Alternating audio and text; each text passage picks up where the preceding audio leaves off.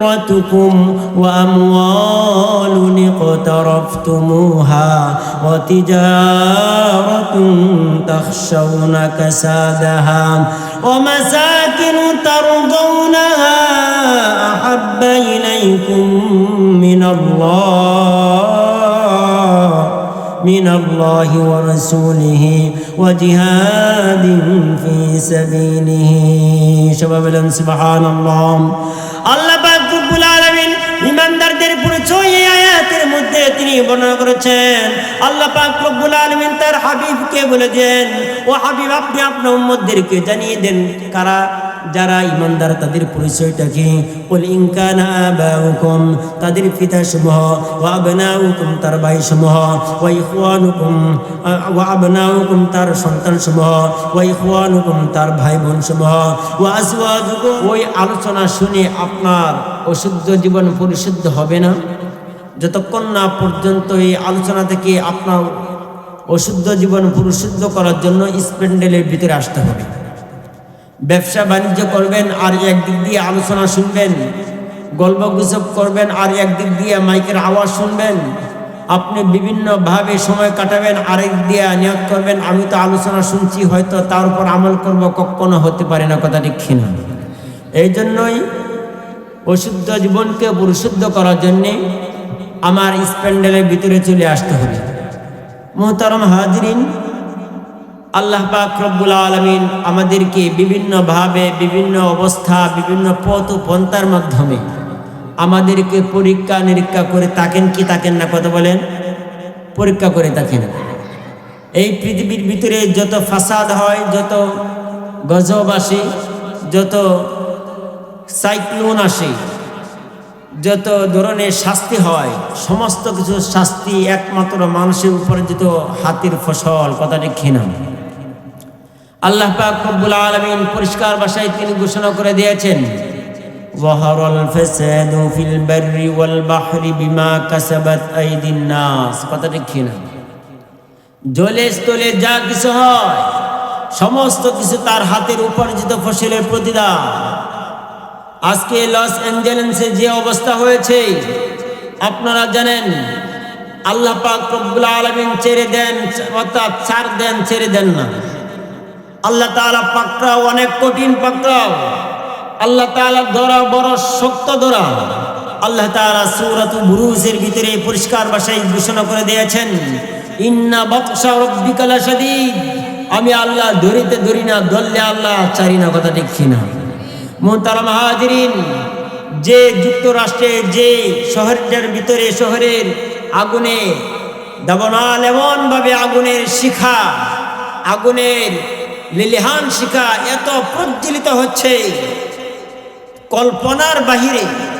আল্লাহ পাক রব্বুল আলামিন আগুন দিয়ে তাদেরকে পুরে ছারখার করে দিচ্ছে, কথা দেখি না। আজকে একটা সংবাদ সম্মেলনে শুনলাম 120 মাইল দূরে তাদের এইখানে কোনো বসত বাড়ি নাই, সব কিছু পুরে মাটির সাথে একাকার হয়ে গেছে। এই গজব আমাদের বাংলাদেশেও আসতে পারে। যখন আল্লাহ তাআলা হুকুম না মানব, আমরা খালি বলে যাই, এক প্রকার মানুষ বলে যা কোরআন হাদিসের কথা শোনো, তোমার ছেলে মেয়েদেরকে কোরআন মোতাবেক চালাও, তোমার পরিবারকে কোরআন মোতাবেক পরিচালনা করো, কিন্তু আমরা তা শুনেও শুনি না, কথা দেখি না। মহান মালিক একজন আছেন, মহান মালিক একজন আছেন। যেদিন ধরে ফেলবে, যেদিন গজব আমাদের কাছে নেমে আসবে, সেদিন আর আমাদের পালাবার কোনো রাস্তা থাকবে না, কথা দেখি না। যে যুক্তরাষ্ট্রের বৃহত্তম যে শহর, যে শহরের ভিতরে সচরাচর লস অ্যাঞ্জেলেসে সকলেই তারা বাসা করতে পারে না, সর্বনিম্ন একতলা একটা বাসা করার জন্য 12 মিলিয়ন টাকার প্রয়োজন। 12 মিলিয়ন বর্তমানে আমাদের বাংলাদেশে টাকা 12 কোটি টাকার দরকার। আর আমাদের বাংলাদেশে 12 কোটি টাকা হলে, অর্থাৎ 3-4 কোটি টাকা হলেই অন্তত মোটামুটি 8 থেকে 10 তলা হয়ে যায়, কথা ঠিক না, জায়গা কেনা ছাড়া। আর তাদের একতলা তাদের নির্মাণ করতে 12 কোটি টাকার প্রয়োজন সর্বনিম্ন।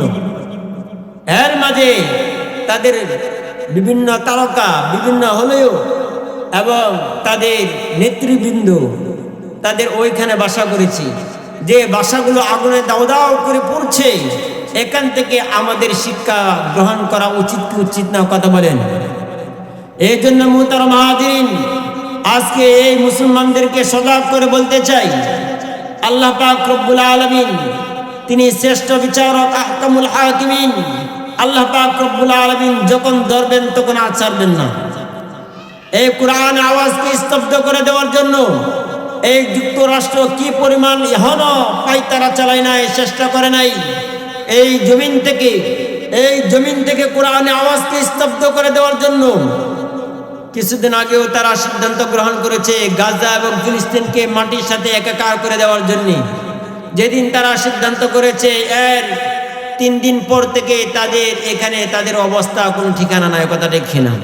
আগের দিন তারা কোটি কোটি বিলিয়ন মিলিয়ন টাকার মালিক, পরের দিন তারা রাস্তায় বসে তারা ত্রাণ নেওয়ার জন্য তারা অপেক্ষমান, কথা দেখি না। এই জন্য মুহতারাম হাজিরিন, এই দুনিয়ার ভিতরে পরাশক্তির কাছে কেউ কোনোদিন পারে নাই, পারছে না, ভবিষ্যতে পারবেও না, কথা দেখি না। এই দুনিয়ার ভিতরে আল্লাহ পাক রব্বুল আলামিন মানুষদেরকে পরীক্ষা করেন, মানুষদেরকে অবকাশ দেন। ও বান্দা, আমি দুনিয়াতে তোমাকে অল্প সময়ের জন্য আমি তোমাকে অবকাশ দিলাম, দেখি তুমি কি পরিমাণ আমার রাস্তায় আসো আর কি পরিমাণ তুমি শয়তানের রাস্তায় তুমি চলো। মুহতারাম হাজিরিন, তাদের কথা শুনলে হাসি পায়, আবার মনে ব্যথাও লাগে। তারা বলে শয়তানের বাতাস। এই কথা তারা বলতে বাধ্য হয় না যে এটা আমাদের উপর আল্লাহ তাআলা গজব, এই কথা তারা বলতে বাধ্য হয় না। তারা বলে শয়তানের বাতাস, শয়তানের বাতাস। আবহাওয়া প্রকৃতি এই অবস্থার কারণে হয়তো এটা হয়েছে। সবাই বলে নাউযুবিল্লাহি মিন যালিক। যে জায়গার ভিতরে গুনাহের কাজ বেশি হয়ে যাবে, সাইলাব হয়ে যাবে, জিনা বেশি পরিমাণে বেড়ে যাবে, সুদ ঘুষ রাহাজানি বেশি বেড়ে যাবে, আল্লাহ পাক রব্বুল আলামিন এইভাবে যুগে যুগে যুগে যুগে মানুষদেরকে এইভাবে শায়েস্তা করেছেন, কথা দেখি না। মুহতারাম হাজিরিন, আল্লাহ পাক রব্বুল আলামিন তিনি বর্ণনা করে দিয়েছেন, হযরতে ইব্রাহিম আলাইহিস নবী সাল্লাল্লাহু আলাইহি ওয়াসাল্লাম যখন কালিমার মিশন দাওয়াত নিয়ে গেলেন, তখন তদানীন্তন সময়ে বাদশাহ নমরুদ তার মিশনকে নির্বাপিত করে দেওয়ার জন্য এখনো কোনো পায়তারা চালাই না, যা করার জন্য সে চেষ্টা করে নাই। কিন্তু কোরআনের হাদিসের আওয়াজকে তারা কি স্তব্ধ করতে পারছে, কথা বলেন? করতে পারছে? পারে নাই। হযরত ইব্রাহিম আলাইহিস নবী সাল্লাল্লাহু আলাইহি ওয়াসাল্লামের মিশনকে তারা কখনো নির্বাপিত করতে পারে নাই। হযরত মুসা আলাইহিস নবী সাল্লাল্লাহু আলাইহি ওয়াসাল্লামের কোরআনের মিশনের আওয়াজকে তারা স্তব্ধ করতে পারে নাই। যেখানে মুসা আলাইহিস নবী সাল্লাল্লাহু আলাইহি ওয়াসাল্লাম, এখানে মিস্টার ফেরাউন ছিল, যেখানে আবু জাহেল ছিল, এখানে আমাদের নবী, বিশ্ব নবী সরকার দু আলম মুহাম্মদ আরবি সাল্লাল্লাহু আলাইহি ওয়াসাল্লাম, তিনি কোরআনের মিশন নিয়ে তিনিও মানুষের দাঁড়িয়ে দাঁড়িয়ে চলে গিয়েছেন।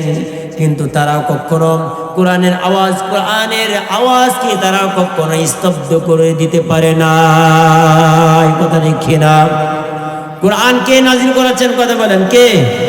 একবার জুড়ে বলেন, কে নাজিল করেছেন? আল্লাহ। এই কোরআনের সংবিধানদাতা কে?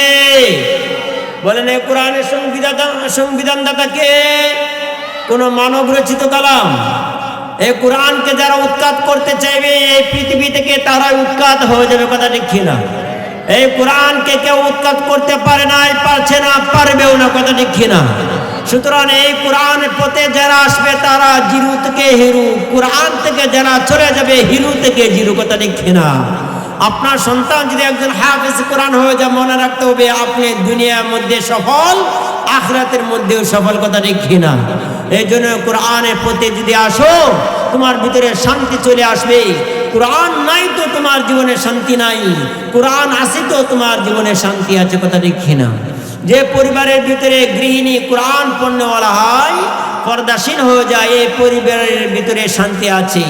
যে পরিবারের ভিতরে পর্দা নাই, বিবি কোরআন পড়নেওয়ালা নয়, সেই পরিবারের ভিতরে শান্তি নাই, কথা রেখে না। এই জন্য বলতেছিলাম, এই কোরআনের সংরক্ষণদাতা কে? কথা বলেন কে? জোরে আওয়াজ দিয়ে বলেন কে?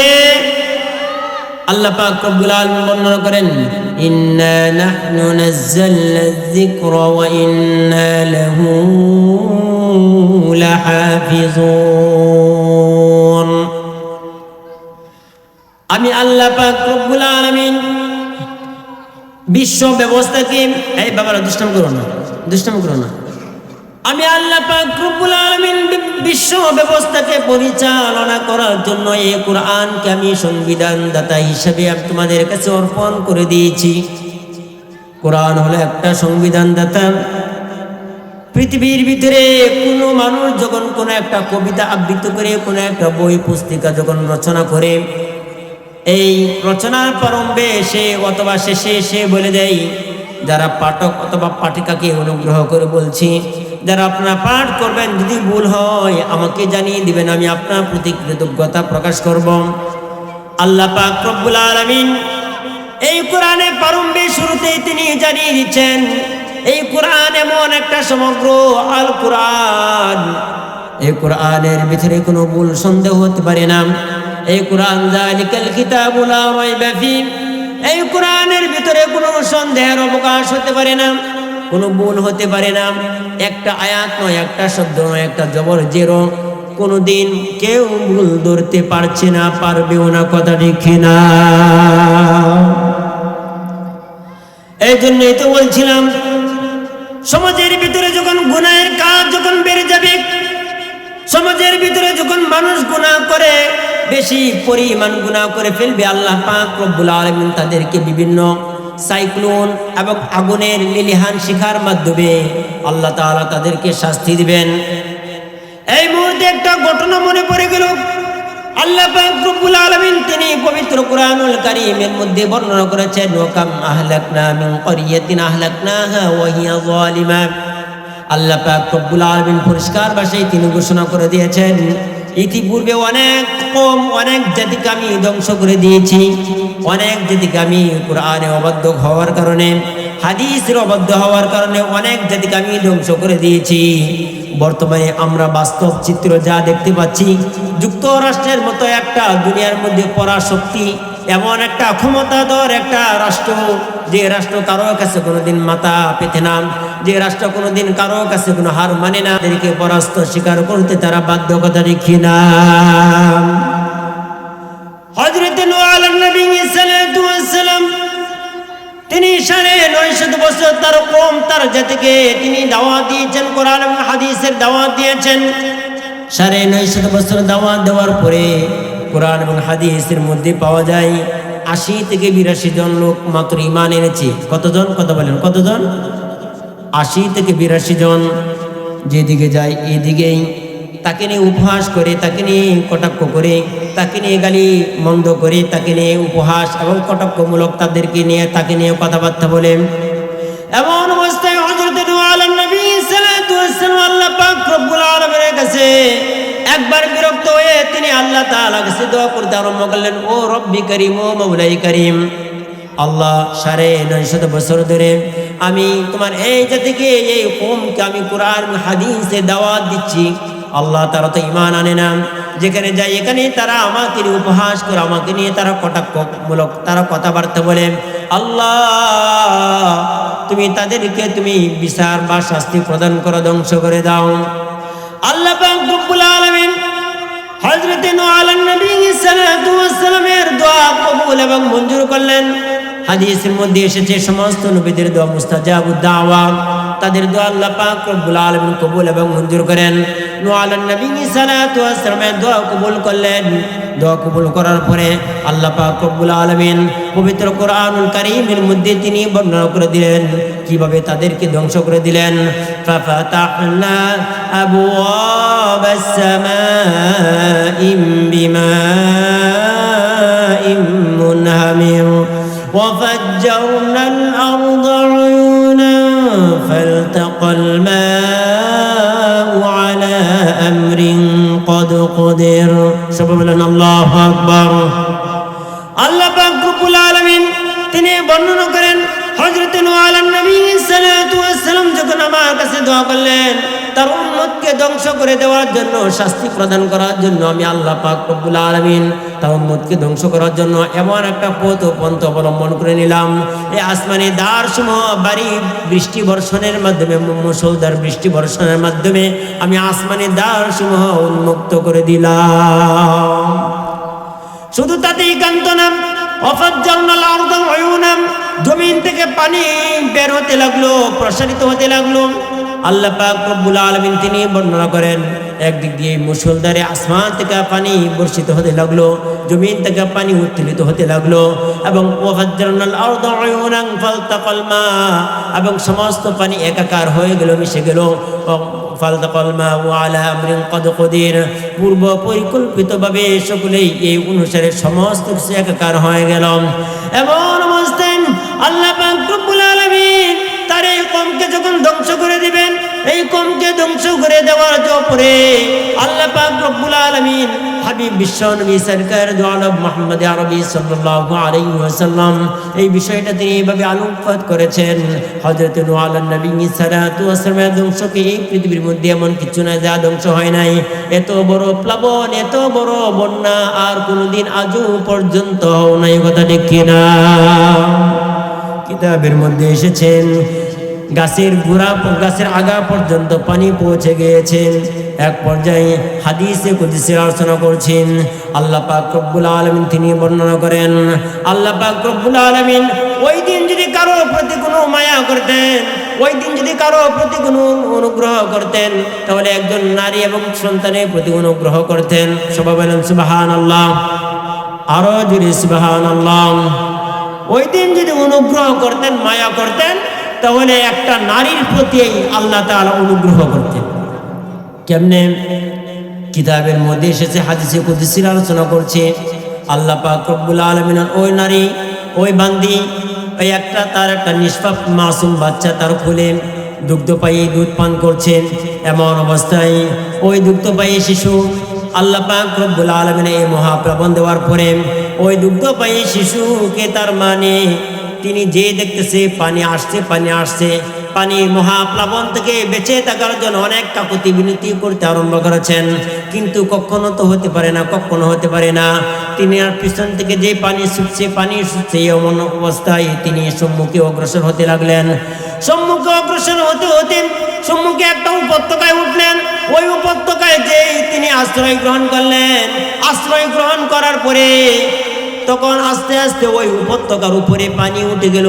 পানি ওঠার পরে আল্লাহ পাক রব্বুল আলামিন হাবিব বিশ্বনবী জনাবি মুহাম্মদ আরবি সাল্লাল্লাহু আলাইহি ওয়াসাল্লাম হাদিসের মধ্যে ফরমান, আস্তে আস্তে ওই উপত্যকায় যে পানি উঠে গেল, তিনি আর চিন্তা করতে লাগলেন, এখানে আর থাকা যাবে না, এখানে আর থাকা যাবে না, এখান থেকে চলে যেতে হবে। আরেকটি বড় উপত্যকায় তিনি চলে গেলেন।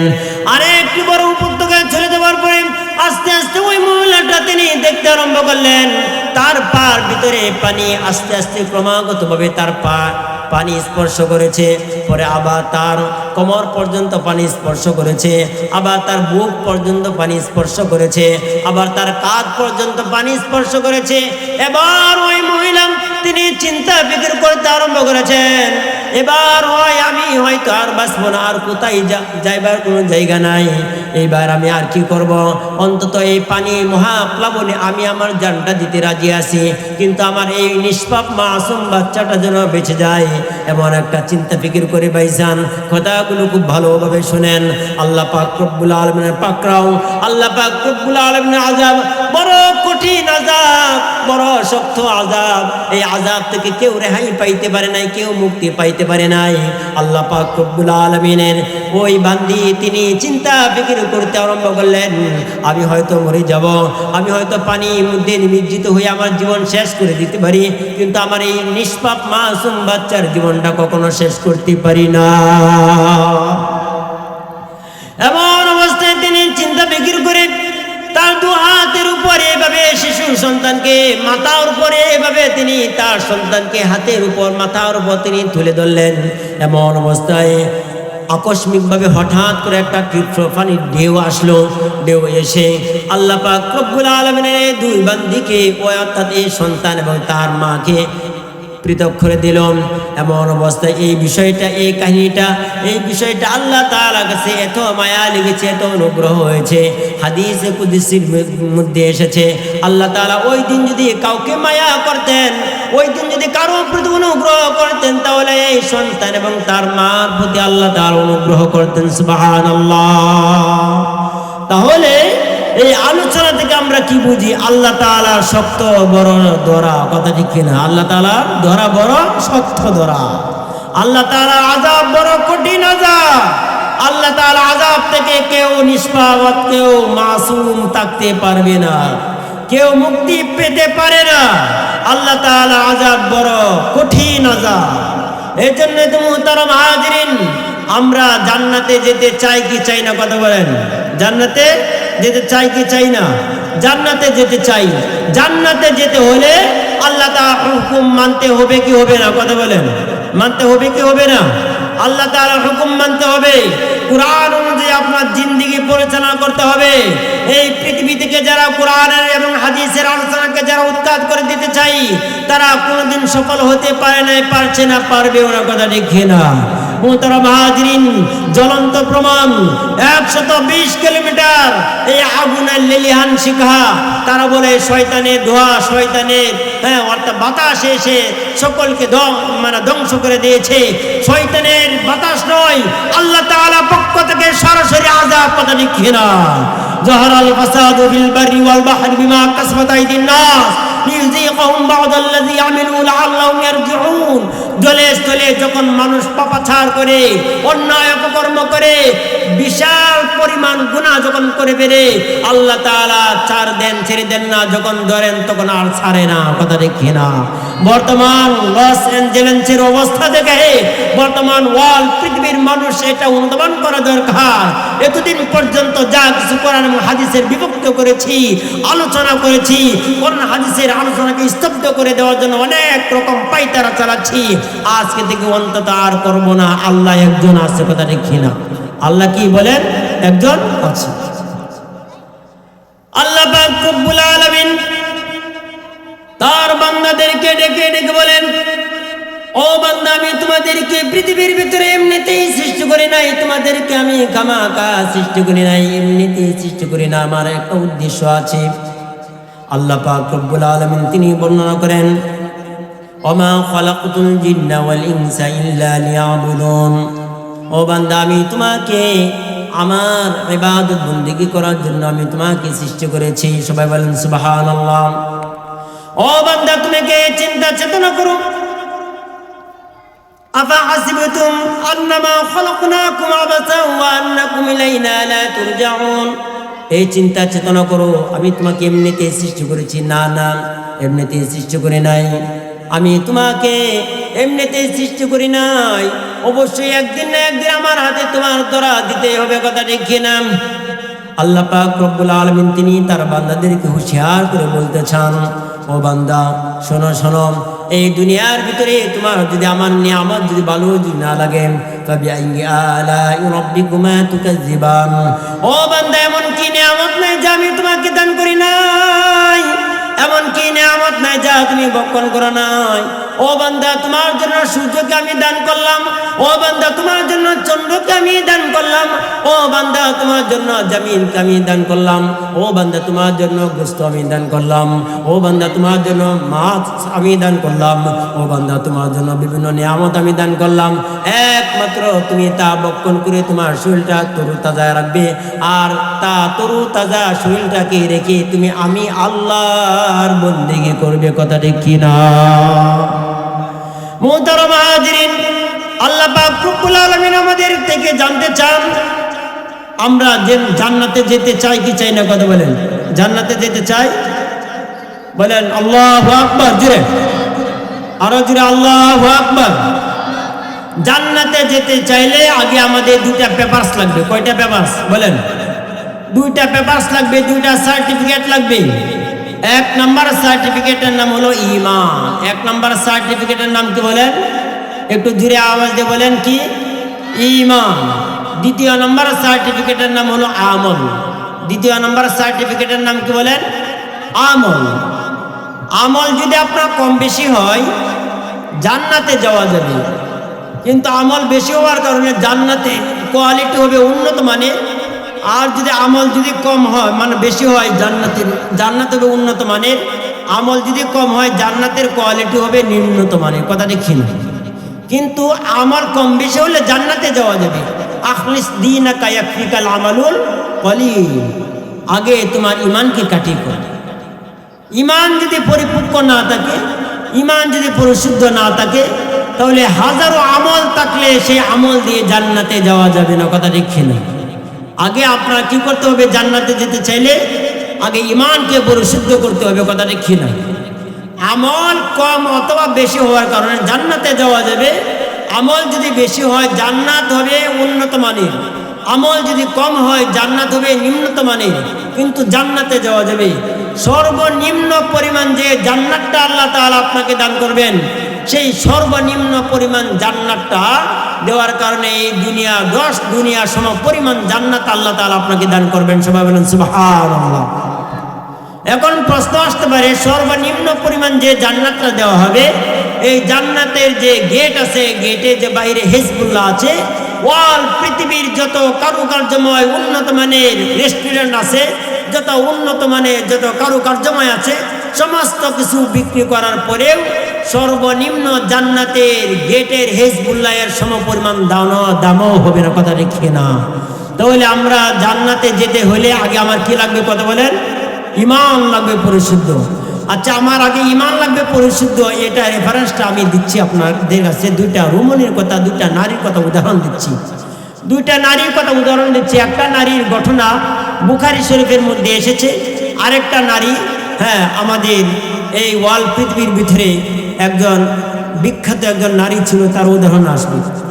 একজন নারী বুখারী শরীফের উদাহরণ হলো, একজন নারী, সে তার জীবনটা গোটা জীবন পতিতালয় বৃদ্ধির মধ্যে পার করেছে। সে গোটা জীবনটা পতিতালয় বৃদ্ধির মধ্যে পার করার কারণে ওয়ান টাইম তার গোটা লাইফের ভিতরে ওয়ান টাইম একটা ইতর প্রাণী কুকুরকে তৃষ্ণার্ত অবস্থায় কুকুরকে পানি পান করানোর কারণে তার ভিতরে ঈমান ছিল। একবার পানি পান করার কারণে আল্লাহ পাক রব্বুল আলামিন তার এই পানি পান করাটা আল্লাহ তাআলার কাছে এত পছন্দনীয় হয়েছে। এই পছন্দনীয় হওয়ার কারণে আল্লাহ তাআলা তাকে মাফ করে দিয়েছে। সবাই বলেন সুবহানাল্লাহ। আর একজন রমণীর কথা বলছি। আর একজন রমণী হলো জগৎ বিখ্যাত রমণী, তার নাম হলো মাদার তেরেসা। আপনারা তার নাম শুনেছেন, যারা বই পুস্তিকা পড়েছেন, বিভিন্ন উপন্যাস পড়েছেন, তার নাম শুনেছেন মাদার তেরেসা।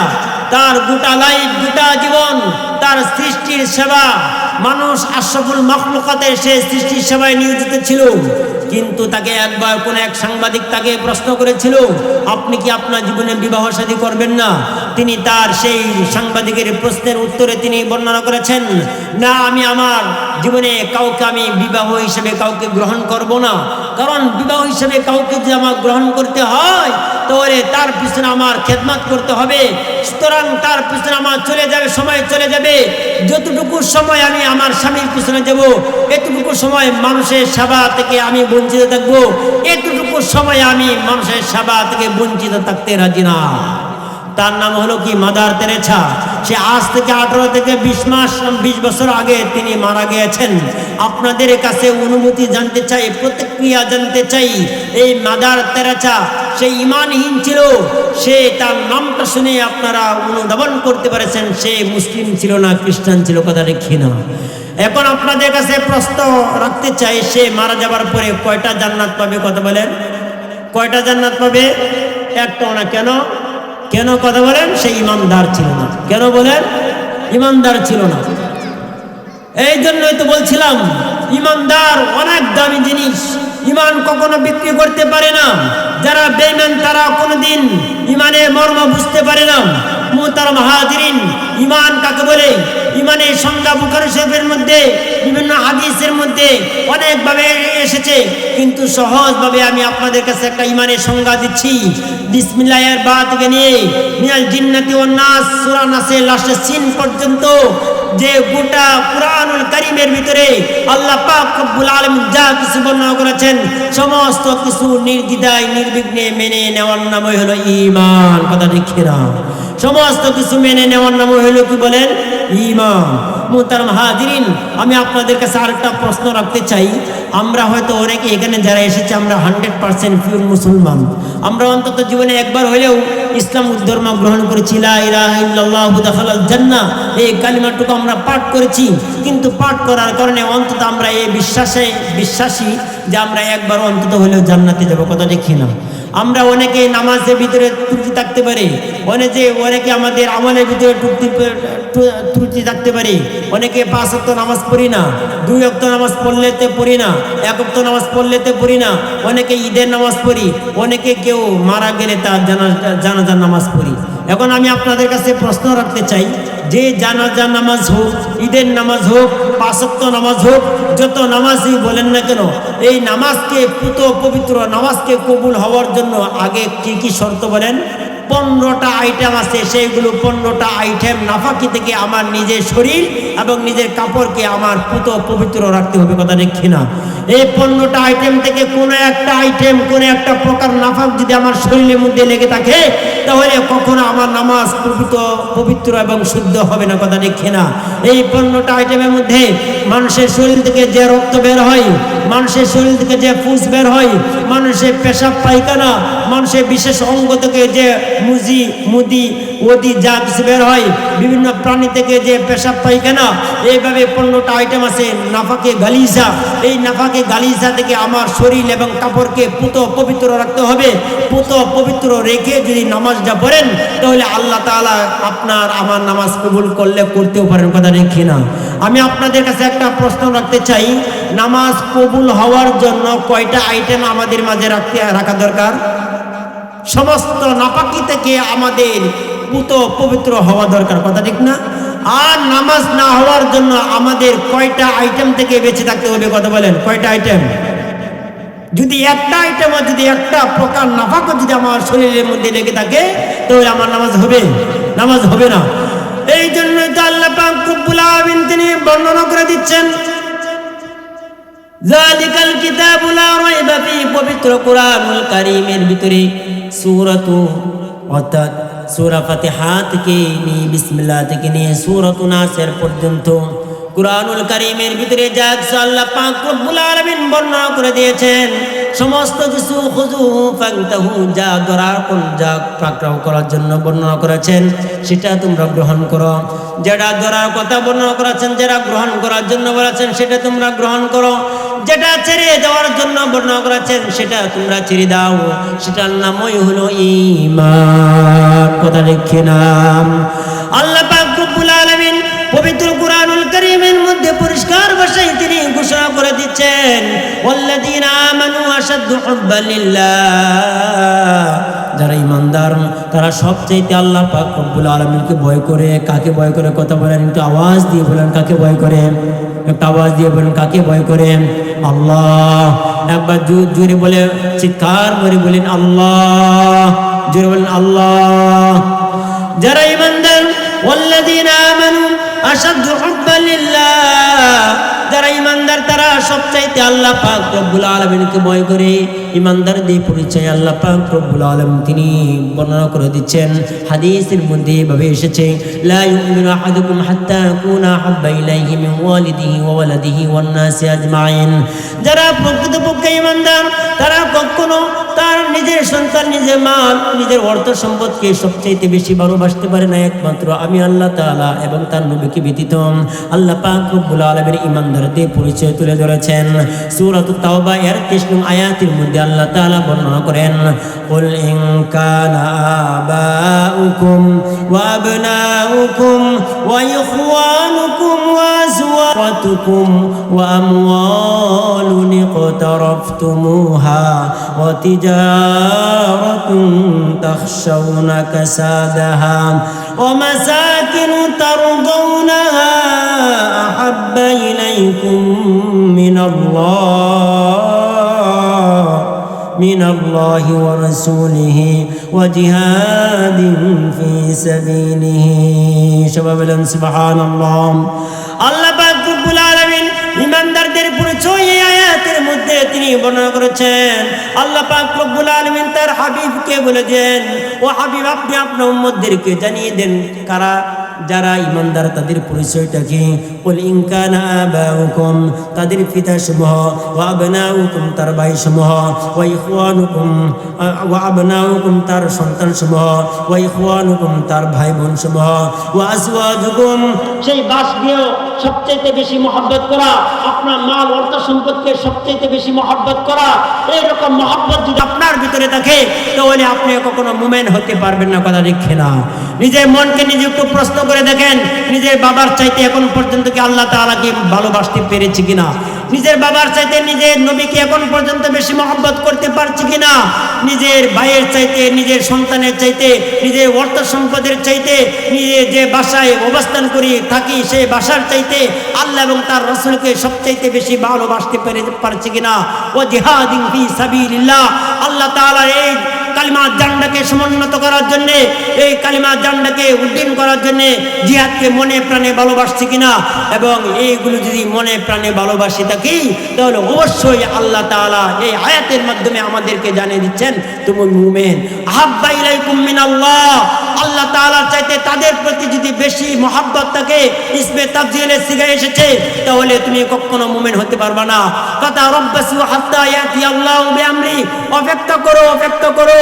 যদি এইগুলো সমস্ত যদি ভালোবাসা আল্লাহ তাআলার ভালোবাসা, আল্লাহ তাআলা ভালোবাসার চাইতে, নবীজির ভালোবাসার চাইতে, জিহাদের ভালোবাসার চাইতে যদি দুনিয়ার আসবাব ও চিজ আসবাবের ভালোবাসা যদি তোমার মাঝে থাকে তাহলে কথা রব্বাসু হাত্তা ইয়াতি আল্লাহু বিআমরি, অপেক্ষা করো। সাইক্লোনে অপেক্ষা করো, লেলিয়ান আগুনের অপেক্ষা করো, সাইলাব হয়ে যাবে, সব কিছু করে ধ্বংস হয়ে যাবে। অপেক্ষা করো, অপেক্ষা করো আমার কঠিন আযাবের কথা দেখে না। আল্লাহ তাআলা কঠিন আযাবের অপেক্ষা করো। যে আযাব আসবে সেই আযাবকে কখনো তোমরা নির্বাপিত করতে পারবে না। এই আগুনকে নির্বাপিত করার জন্য কত রঙের যে তারা পানি দিচ্ছে, কত রং যে তারা ছিটাচ্ছে, কতভাবে তারা চেষ্টা করছে, আগুনকে এখন পর্যন্ত নিয়ন্ত্রণে আনতে পারছে? কথা বলেন, আনতে পারছে? পারবেও না। যতক্ষণ না পর্যন্ত তারা সিলিন্ডার না করবে, যতক্ষণ না পর্যন্ত তারা তাওবা না করবে, ততক্ষণ পর্যন্ত তারা কি করতে পারবে না? বলেন, এই আগুনকে নিয়ন্ত্রণ করতে পারবে না।